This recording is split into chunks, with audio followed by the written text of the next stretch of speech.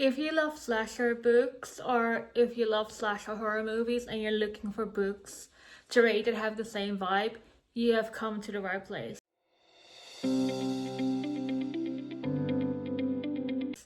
I have 5 books here, technically 4 because one is a duology, that are perfect if you are in the mood to read like a gory slasher horror book. And I really love these books. I've rated all of these 4 to 5 stars. They're some of my favorite books I've ever read.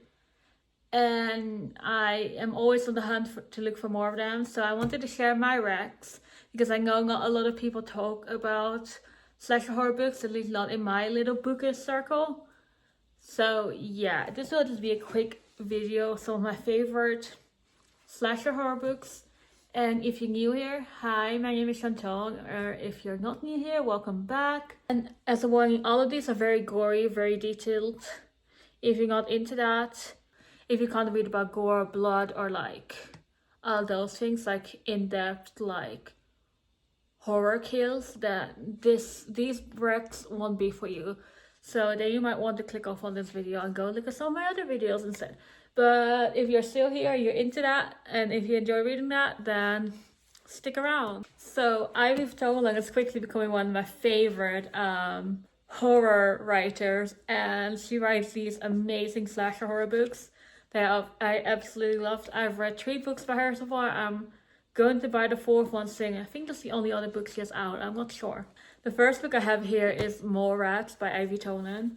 I read this book on holiday, and honestly, my jaw was on the floor so much because some of the kills in this book are so like creative and so like intense and just insane. In this book, in the beginning you follow Jenny, and Jenny is kind of obsessed with this boy Daniel, and like to the point that her friends are kind of getting like annoyed with her.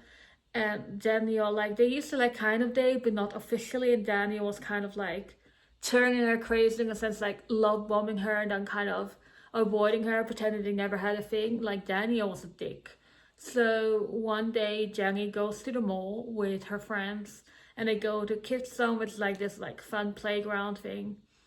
And Daniel's there and some of her other friends are there, and she gets into a fight with Kimberly, and like it like escalates real quickly and things go down south, and Jenny runs away and Jenny dies. Like she dies a very brutal death. It was kind of insane. And after that, her best friend Michelle kind of goes crazy.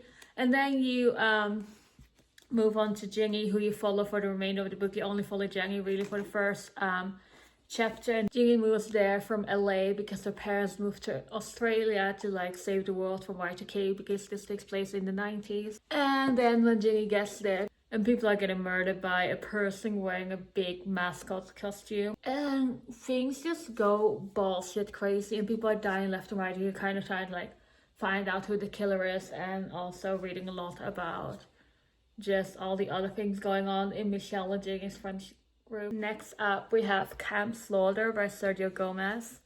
And I read this book on a plane, and I think the plane flight was like 6 hours, and I read the entire thing in one go, because it was just so crazy and I couldn't put it down. Like if you want to read like an addicting horror book, then this one is definitely it. This book is pretty much about a cannibal who lives in the woods and who murders all the campers and hikers and all the people around. Like he lives like in the middle of nowhere, like there are barely any people around there, and he's not like mentally well as you might assume already.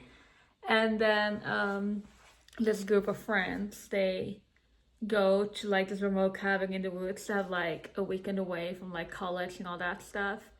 And then they bump into this cannibal, and at the same time you're also following like these paranormal investigators who are trying to investigate Camp Slaughter and the missing people. So you're kind of following 3 different storylines all at once, or like 3 different POVs. Are following the teenagers who are like camping, you're following the cannibal, which makes this whole thing even more crazy, and you're following the investigation, which makes the book very like dimensional and very fun to read because you're getting so many different perspectives.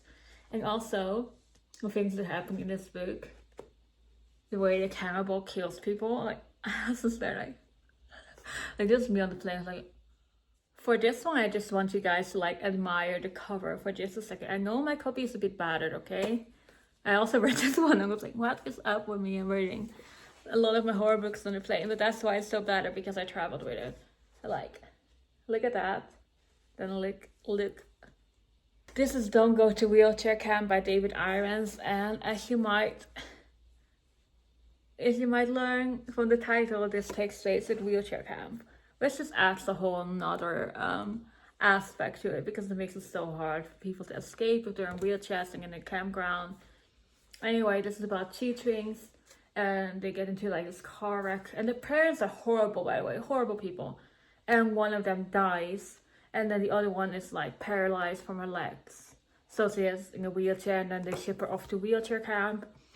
And once she arrives at wheelchair camp, people start dying left and right, and the camp counselors are horrible, and there's some horrible shit going on in this book. There's like, even aside from like the obvious problem, there's like, the kids are dying, people are being murdered, which is like a big problem, obviously.